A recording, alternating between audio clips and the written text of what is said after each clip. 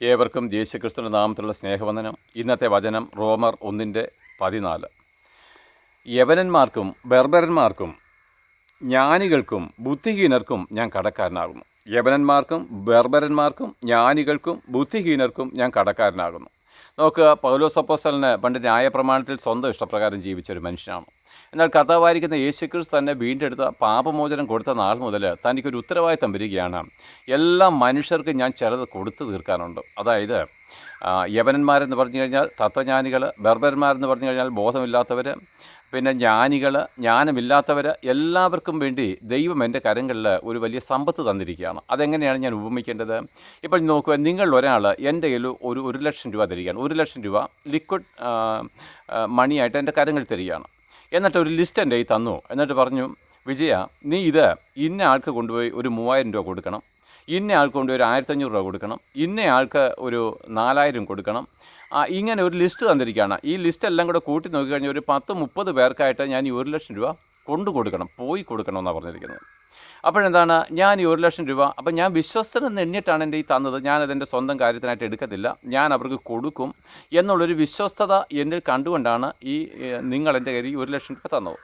അപ്പോൾ ഞാനിത് വാങ്ങിയിട്ട്, ഈ 1,00,000 രൂപ വാങ്ങിയിട്ട് ഞാനിത് എൻ്റെ കാര്യങ്ങൾക്കൊന്നും ഉപയോഗിക്കുന്നില്ല. ഞാനിത് ഷെൽഫിൽ കൊണ്ടുവച്ചു, ലിസ്റ്റും അതിൻ്റെ കൂടെ ചേർത്ത് വെച്ചു. എന്നിട്ട് പറഞ്ഞു, അവരാരെങ്കിലും ഇവിടെ വരികയാണെങ്കിൽ എൻ്റെ വീട്ടിൽ വരികയുമ്പോൾ എപ്പോഴെങ്കിലും കാണുമ്പോൾ കൊടുക്കാം എന്ന് ഞാൻ വിചാരിച്ചു.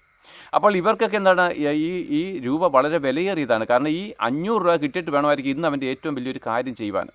ഇങ്ങനെ വളരെ അത്യാവശ്യമുള്ളവർക്ക് കൊടുക്കാനായിട്ടാണ് എൻ്റെ കരങ്ങൾ തന്നത്. പക്ഷേ ഞാൻ അലസത കൊണ്ട് എന്ത് ചെയ്തു, ഇതുകൊണ്ട് വീട്ടിൽ മടക്കി വെച്ചിട്ട് ഞാനിത് ഉപയോഗിക്കുന്നില്ല.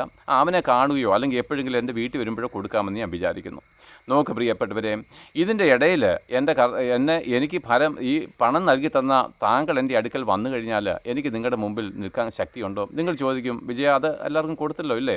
അപ്പോൾ ഞാൻ പറഞ്ഞു, ഇല്ല, ആരും വന്നില്ല, പോയി കൊടുക്കാൻ സമയം കിട്ടിയില്ല. നോക്ക് പ്രിയപ്പെട്ടവരെ, പൗലോസ് അപ്പോസ്തലൻ അങ്ങനെയല്ല പറഞ്ഞത്. ഈ മത്തായിയുടെ സുവിശേഷം 28-ാം അധ്യായത്തിൽ പറയുന്നൊരു കാര്യമുള്ള അവസാനം, നിങ്ങൾ പോയി സകല സൃഷ്ടികളോടും സുവിശേഷം, നിങ്ങൾ സകല സൃഷ്ടികളോടും പോയി സുവിശേഷം അറിയിക്കണം. എൻ്റെ കരങ്ങളിൽ തന്ന ഈ പണം ഞാൻ അവരവരുടെ ആ ലിസ്റ്റിൽ പെട്ടിരിക്കുന്നവരെ കണ്ടെത്തി കഷ്ടം സഹിച്ച് അവരുടെ കരങ്ങളിൽ കൊണ്ടെത്തിക്കുക എന്നുള്ള എൻ്റെ ഉത്തരവാദിത്തമാണ്. അതുകൊണ്ട് പൗലോസ് അപ്പോസ്തലൻ പറയാണ്, എനിക്ക് ഒരു വലിയ ഉത്തരവാദിത്തം ദൈവം തന്നിരിക്കുകയാണ്, വലിയൊരു സമ്പത്ത് എൻ്റെ കരങ്ങളിൽ ഏൽപ്പിച്ചിരിക്കുകയാണ്. ദരിദ്രന്മാർക്ക് വാരി കൊടുക്കുവാൻ തക്കവണ്ണം, സകല ദരിദ്രന്മാർക്കും കൊണ്ടെത്തിച്ച് കൊടുക്കാൻ തക്കവണ്ണം അവരെ സമ്പന്നനാക്കി തീർക്കുന്ന ഈ ദൈവകൃപ അവർക്ക് പകർന്നു കൊടുക്കാൻ ദൈവം എന്നെ ഫലമേൽപ്പിച്ചിരിക്കുകയാണ്. അതുകൊണ്ടാണ് പറഞ്ഞത്, ഇത് കൊടുക്കാതിരിക്കുവോളം ഞാൻ കടക്കാരനാണ്. അവരെല്ലാവരും എന്താണ്, നശിച്ചു പോവുകയാണ്. ഈ മുമ്പേ പറഞ്ഞതുപോലെ ഈ 500 രൂപയ്ക്ക് വേണ്ടി പോലും ആത്മഹത്യ ചെയ്യുന്നവരെ നമ്മൾ ഈ ലോകത്തിൽ കണ്ടിട്ടുണ്ട്. പക്ഷേ ഇത് ഞാൻ രൂപയുടെ കാര്യമാണോ പറഞ്ഞത്? അല്ല, ഞാൻ രൂപയുടെ കാര്യമല്ല പറഞ്ഞത്, സുവിശേഷത്തെ പറ്റി ഇത്രേ പറഞ്ഞത്. അങ്ങനെയാണെങ്കിൽ നോക്ക് പ്രിയരെ, ഒരു വാക്ക് കേട്ടാൽ ആത്മഹത്യ ഒഴിവാക്കുന്ന ഒത്തിരി പേരുണ്ടായിരുന്നു. ഒരു കാര്യം അല്ലെങ്കിൽ ഈ സുവിശേഷം അറിയിക്കുമ്പോൾ കുടുംബമായിട്ട് ആത്മഹത്യയെ ഒഴിവാക്കി ഒത്തിരി പേരുണ്ട്. ഞങ്ങൾക്ക് ഇതൊക്കെ അറിയാം. ഞാനൊരു സംഭവകഥ എൻ്റെ ജീവിതത്തിൽ പറയാം. ഇന്നും എനിക്ക് ദുഃഖമുള്ളൊരു കാര്യം ഞാൻ പറയാം. ഞാൻ വിശ്വാസത്തിൽ വന്ന സമയത്ത് എനിക്ക് അധികമൊന്നും, പക്ഷേ സുവിശേഷത്തിനോട് വലിയ ആഗ്രഹമുണ്ട്. പക്ഷേ വചനമൊന്നും ഞാൻ വായിച്ചിട്ടില്ല. പിന്നെ സഭയിലുള്ള വ്യക്തികളോട് ഞാൻ വ്യക്തിബന്ധങ്ങളൊന്നും അധികം പുലർത്തുവാൻ തുടങ്ങിയിട്ടില്ല. ആ സമയത്ത് എനിക്കൊരു അനുഭവം ഉണ്ടായി. അതായത് ഞാനൊരു ദിവസം ബൈബിൾ വായിച്ചുകൊണ്ട് എൻ്റെ തിണ്ണയ്ക്കിരിക്കുകയാണ്, എൻ്റെ ഹാളിനകത്തിരിക്കുകയാണ്.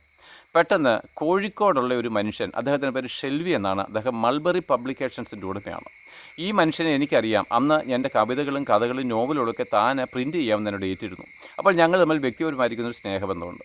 അപ്പോൾ പെട്ടെന്ന് ഞാൻ വിശ്വാസത്തിൽ വന്നതിന് ശേഷം എൻ്റെ പിന്നെ കഥകളും കവിതകളും എല്ലാം ഞാൻ കൂട്ടിയിട്ട് തീ കത്തിച്ചു. കാരണം ഞാൻ ആ ഫീൽഡ് വിട്ട് എനിക്ക് എന്നോട് വെറുപ്പ് തോന്നി. പക്ഷേ അങ്ങനെ ഇരിക്കുമ്പോൾ ഒരു ദിവസം ഈ ഷെൽവി എൻ്റെ മുമ്പിൽ പകൽ ഞാൻ ബൈബിൾ വായിച്ചുകൊണ്ടിരിക്കുമ്പോൾ എൻ്റെ മുമ്പിൽ വന്ന് നിൽക്കുന്നതായിട്ട് ഞാൻ കാണുകയാണ്.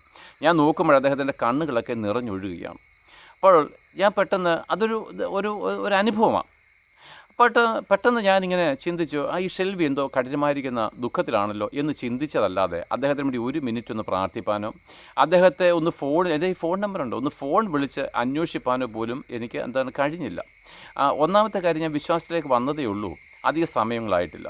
അപ്പോൾ ഒരു സഹോദരനോട് പോലും ഈ വിഷയം പറഞ്ഞതുമില്ല. എന്നാൽ പ്രിയപ്പെട്ടവരെ, 3-ാമത്തെ ദിവസം മലയാള മനോരമ പത്രത്തിൽ വലിയ അക്ഷരത്തിലൊരു വാർത്തയുണ്ടായിരുന്നു. മൾബറി പബ്ലിക്കേഷൻസ് ഉടമ ഷെൽവി ആത്മഹത്യ ചെയ്തു. ഇന്നും ഞാൻ പറയുമ്പോൾ, ഇത് ഓർക്കുമ്പോൾ എൻ്റെ കണ്ണുകൾ നിറയാറുണ്ട്. ഒരു വാക്ക് അദ്ദേഹത്തോട് പറഞ്ഞിരുന്നുവെങ്കിൽ, ഞാൻ അദ്ദേഹത്തിൻ്റെ അടുക്കൽ ചെന്ന് അല്പം സുവിശേഷം പറയുകയും പ്രാർത്ഥിക്കുകയും ചെയ്തിരുന്നുവെങ്കിൽ അദ്ദേഹം യൗവനക്കാരനായിരുന്നു, അദ്ദേഹം ഇന്നും ക്രിസ്തുവിൽ ജീവിക്കുമായിരുന്നു എന്ന് എനിക്കൊരു ഉറപ്പുണ്ട്. അപ്പോഴെന്താണ്, ഞാൻ എൻ്റെ കടം വീട്ടിയില്ല.